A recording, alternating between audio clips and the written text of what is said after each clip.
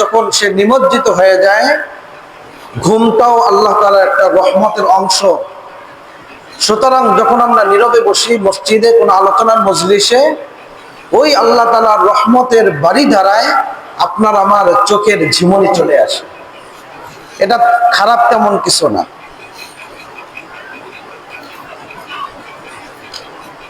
তো যাই হোক, দুনিয়াবি সকল দিক থেকে ফিতনা আপনার আমার ঈমানকে নষ্ট করার জন্য চতুর্মুখী আক্রমণ, চতুর্মুখী ঘায়েল আপনার আমার উপরে এসে পড়তেছে। এখন এখান থেকে আল্লাহ রাব্বুল আলামিন বলেন, সকল ফিতনা থেকে, চতুর্মুখী চতুর ধরনের ফিতনা থেকে তোমাকে দুইটা অপশন তোমাকে বেছে নিতে হবে। যদি তুমি নিতে পারো তাহলে তুমি ওই ফিতনা থেকে বেঁচে যাবে। আর যদি দুইটা অপশন তোমরা যদি বেছে নিতে না পারো, ওই ফিতনা তোমাকে জর্জরিত করে, তোমার ঈমানটাকে নষ্ট করে, তোমাকে মুসলমান থেকে দূরে সরিয়ে দেবে। এক নাম্বার হলো আল্লাহ তাআলা কি বলেন?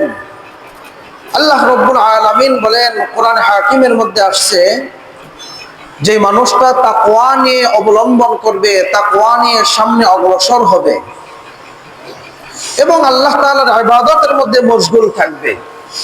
কয়টা কাজ? আওয়াজ দিয়ে বলি কয়টা?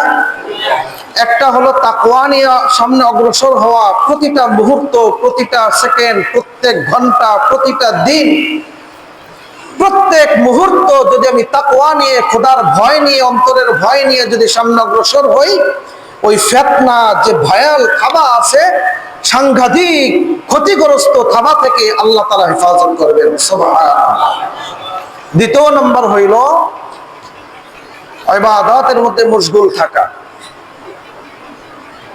যখনই বিপদ আসতো, যখন পেরেশানি আসতো, রাসূলের আমল হলো রাসূল সঙ্গে সঙ্গে নামাজের মধ্যে দাঁড়ায়া যাইতেন। কারণ সূরা বাকারার মধ্যে আল্লাহ রাব্বুল আলামিন বলেন, ইয়া আইয়ুহাল্লাযীনা আমানুস্তাঈনু বিস-সাবরি ওয়াস-সালাহ। আল্লাহ তাআলা বলেন, হে ঈমানদারগণ, যখন তোমরা মুসিবত আসে, কোনো ফিতনা আসে, কোনো বিপজ্জনক কোনো অবস্থা দেখো, পারিবারিক, ব্যক্তিক, সামাজিক, রাষ্ট্রীয়, সব কিছু থেকে বাঁচার জন্য দুইটা পন্থা অবলম্বন করো। এক নম্বর হলো বিস-সবর, ধৈর্য ধারণ করো। দ্বিতীয় নম্বর হলো নামাজ, সালাত আদায় করো। আমরা কিন্তু দুইটার একটার মধ্যে অন্তর্ভুক্ত নই। সুতরাং আমাদেরকে চতুর্মুখী ফিতনা আক্রমণ করতেইছে।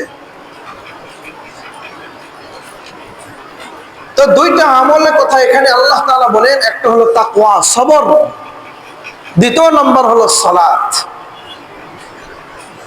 হাদিসের মধ্যে আল্লাহ রাসূল সাল্লাল্লাহু আলাইহি ওয়াসাল্লাম বলেন, তারাকতু ফীকুম আমরাইন।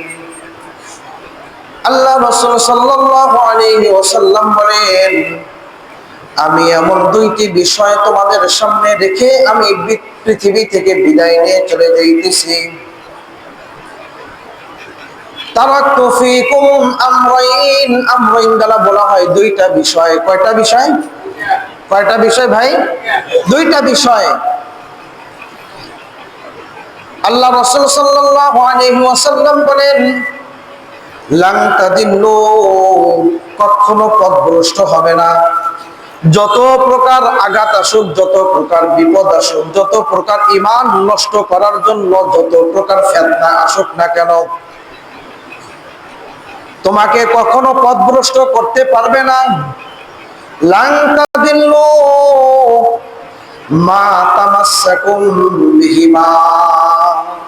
আমি যেই দুইটা বিষয়ের কথা বলতেছি সামনে, এই দুইটা বিষয় যদি তোমরা আঁকড়ে ধরো, দুইটা বিষয় যদি তোমরা গ্রহণ করে নাও, দুইটা বিষয়ের উপরে তোমরা অটল অবিচল যদি থাকো, দুইটা বিষয়ের উপরে তোমরা সর্বদিক থেকে, ব্যক্তিগত জীবন, পারিবারিক জীবন, সামাজিক জীবন, রাষ্ট্রীয় জীবন, আন্তর্জাতিক জীবন, সর্বদিক থেকে এই দুইটা বিষয়কে যদি ফলো করো, দুইটা বিষয়কে তুমি যদি মেনে চলতে পারো, এই দুইটা বিষয়কে তুমি সামনে রেখে যদি অগ্রসর হও, আল্লাহ রাসূল বলেন লান তাদিল্লু মা তামাসসাকুম বিহিমা, তোমাদেরকে পৃথিবীর এমন কোন পরাশক্তি নাই, এমন কোন শক্তি নাই তোমাকে যে পরাজিত করবে, তোমাকে হার মানাবে, তোমাকে পদস্খলন ঘটাবে, তোমার ঈমান নষ্ট করবে, এমন কোন ক্ষতিকারক পৃথিবীতে নাই, এমন কোন ক্ষতিকারক কোন শয়তান পর্যন্ত করতে পারে না। কথা বলে ঠিক কিনা? তার মাঝে একটা হলো কিতাবুল্লাহ। একটা কি ভাই? আল্লাহ তাআলার কিতাব। কোরআন দিয়ে সামনে অগ্রসর হও, কোরআন দিয়ে জীবনকে পরিচালনা করো, কোরআন দিয়ে রাষ্ট্র পরিচালনা করো, কোরআন দিয়ে বঙ্গভবন পরিচালনা করো, পুরা যেই দেশে হবে সেই দেশ সোনার দেশ হয়ে যাবে। দ্বিতীয় নম্বর হলো সুন্নতি নবীহি। অন্য হাদিসের মধ্যে আছে সুন্নতি রাসূলুল্লাহ। নবীহি দ্বারা এটা আমভাবে আল্লাহ রাসূল বুঝাইলেন, প্রত্যেক যুগে যুগে যেই নবী ছিলেন ওই নবীদের আমলে যেই সুন্নত অর্থাৎ পদ্ধতি, ওই নবীদের আমলে যেই নবীর আদর্শ বাস্তবায়ন করেছে, সেই নবীর বাস্তবায়ন নিয়ে যেই সমাজ পরিচালনা করেছে, রাষ্ট্র পরিচালনা করেছে, বঙ্গভবন পরিচালনা করেছে, সেই দেশটাই সোনার দেশ হয়ে গেছে। অন্য হাদিসের মধ্যে আসছে ওয়াসুন্নতি রাসূলুল্লাহ। রাসূলুল্লাহ দ্বারা আমাদেরকে উদ্দেশ্য করে বলেন, আখিরি জামানার পয়গম্বরদের উম্মতদেরকে বলেন, পয়গম্বরের উম্মতদেরকে আল্লাহ রাসূল বলেন যে তোমরা কিতাবুল্লাহ এবং সুন্নতি রাসূলুল্লাহ এই দুইটা আঁকড়ে ধরো, দুইটাকে সামনে নিয়ে অগ্রসর হও, দুইটা নিয়ে তুমি চলো। শয়তান কেন, মানুষ শয়তান হোক, জিন শয়তান হোক, ইবলিস শয়তান হোক, যেই শয়তান হোক না কেন তোমাকে পদস্খলন দিতে পারবে না। আমরা কি আছি এই দুইটার ভিতরে? আমরা আমাদের কোনো বিষয় যদি সমঝোতা বা কোনো বিষয় সমাধান দরকার হইলে আমরা এমন নেতার কাছে চলে যাই, এমন শাসকের কাছে চলে যাই যেই শাসক ঘুষখোর, যেই শাসক বিনিময়ে আমার সমাধান দিয়ে দেয়। আমরা বিনিময়বিহীন, আমরা ঘুষখোরবিহীন শাসকের কাছে যাই না, যার কারণে আমাদের সমস্যাও, আমাদের একের পর এক জটিলতাও সমাধান আসে না। এই জন্য আল্লাহ রাব্বুল আলামিন বলেন, ইয়া আইয়ুহাল্লাযীনা আমানু ইত্তাকু আনফুসাকুম ওয়া আহলিকুম নারা। আল্লাহ রাব্বুল আলামিন আমাদেরকে ডাক দিয়ে বলতেছেন, ইয়া আইয়ুহাল্লাযীনা আমানু কু আনফুসাকুম, তোমরা নিজে বাঁচো, ওয়া আহলিকুম নারা, তোমাদের আহলিয়া যারা আছে। এখন আহলিয়া বলতে এই আয়াতের আলোচনা বেশ কয়েক মাস আগে, হয়তো বছর খানিক আগে করা হয়েছিল। আহলিয়া বলতে উদ্দেশ্য কি? প্রথম নাম্বার হলো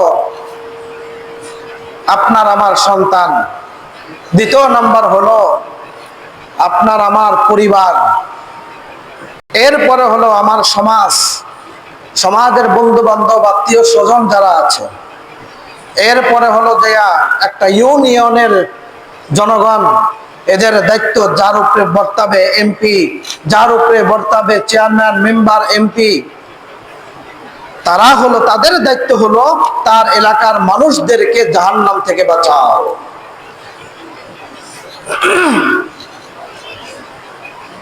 এরপরে এর দায়িত্ব চলে আসে ও আনফুসাকুম ওয়া আহলিকুম নার। আহলিয়া দ্বারা বুঝায় সারা গোটা বাংলাদেশের মুসলমানদের, বাংলাদেশের মানুষদেরকে জাহান্নাম থেকে বাঁচানো দায়িত্ব হলো বাংলাদেশের নেতৃত্বে যারা আছে, প্রত্যেকটা দেশের নেতৃত্বে যারা আছে, প্রেসিডেন্ট যারা আছে, প্রধানমন্ত্রী যারা আছে, পার্লামেন্টে যারা বসে, তাদের দায়িত্ব। এখন এই কাজগুলো কি আমাদের দেশে হচ্ছে? বিশ্বব্যাপী কি হচ্ছে? হচ্ছে না। আর যখন এই কাজ সম্পন্ন হয়ে যাবে, যখন আমি আমার সংসার পরিচালনা ঠিকমতো করব, যখন আমি আমার সমাজ ঠিকমতো পরিচালনা করব, প্রত্যেকটা সমাজের একটা কমিটি আছে না? প্রত্যেক সমাজ পরিচালনা করার জন্য কিছু গণ্যমান্য মুরব্বী থাকে, তারা সমাজটাকে পরিচালনা করে। সমাজের কোনো অসুবিধা হলে, সমাজের কোনো বিশৃঙ্খলা হলে তারা এটাকে সমাধান করার চেষ্টা করে। কোন সমাজের মধ্যে কোনো বিপজ্জনক কোনো আক্রমণ আসলে, বিপজ্জনক কোনো ধায়াল থাবা আসলে ওই সমাজের নেতৃত্ব যারা দেয় তাদের উপরে দায়িত্ব হলো ওই সমাজের সুষ্ঠু বিচার করা। আল্লাহ রাব্বুল আলামিন বলেন, যখন তোমরা সমাজ পরিপূর্ণভাবে সুষ্ঠু বিচারের মাধ্যমে পরিচালনা হবে, আল্লাহ রাব্বুল আলামিন অন্য আয়াতের মধ্যে বলেন, ওয়া মান ইয়াত্তাকিল্লাহা ইয়াজআল লাহু মাখরাজা। যখন তোমরা ওয়া মান ইয়াত্তাকিল্লাহ, যেই মানুষটা আল্লাহর ভয় নিয়ে চলে, দুইটা অপশনের কথা মনে আছে, একটা হলো ইবাদত আর একটা কি তাকওয়া বা সবর। আল্লাহ তাআলা বলেন এই দুইটাকে সামনে অগ্রসর নিয়ে, এই দুইটাকে সামনে নিয়ে অগ্রসর যারা হবে, আল্লাহ তাআলা বলেন ওয়া মান ইয়াত্তাকিল্লাহা ইয়াজআল লাহু মাখরাজা।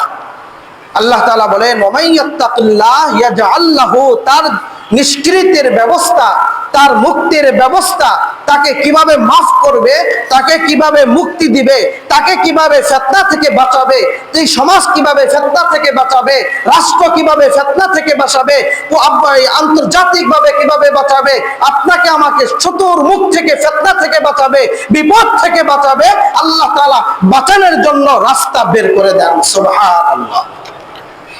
ওয়া মান ইয়াত্তাকিল্লাহ ইয়াজআল লাহু, আল্লাহ তাআলা বের করে দেন, ব্যবস্থা করে দেন, ইয়াজআল লাহু মাখরাজা, পন্থা। যদিও আমাদের সমাজ, আমাদের রাষ্ট্র, আমাদের পরিস্থিতি এমনটা নয়, সুতরাং আমরাও বিপদ থেকে বাঁচতে পারতেছি না, আমরাও বিভিন্ন ধরনের আঘাতের